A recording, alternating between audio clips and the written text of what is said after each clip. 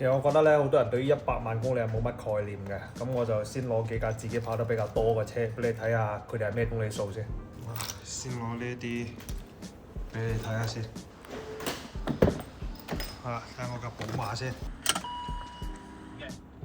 嗱，呢架嘢01年揸到依家20萬公里實錶，係咪揸得唔夠頻？再睇。時馬揸到幾多呢？13萬公里。力獅一共行咗55,000公里，呢架藍雲一共走咗28萬公里，用咗14年時間，28萬公里。我架靚仔型格22年，睇下行幾多先，一共行咗26,800公里。咁呢26,000幾公里呢，你記得架車除咗喺國內揸之外，仲已經去咗趟馬來西亞啦，去咗趟泰國啦。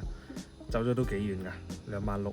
呢一架藍圖3舊年買嘅，睇下行咗趟北京有幾多里數先。呢一架車1年未夠，走咗17,000幾公里，已經去咗趟北京，比較近啦嚇。呢一架本田嘅 P7，亦都去咗一趟馬來西亞嘅，睇下佢行幾多公里先。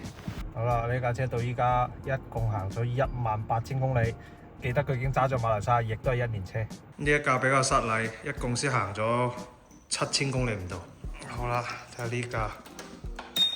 呢架車到依家一共行咗220公里，好努力揸啦，本田嘅 ADV。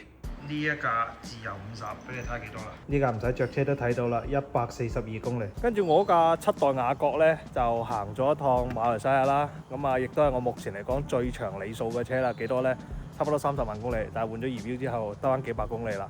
係啦，最長30萬啫。咁所以其實你行100萬公里，其實我覺得係一件比較近嘅嘢，而且喺一架車上面搞得掂。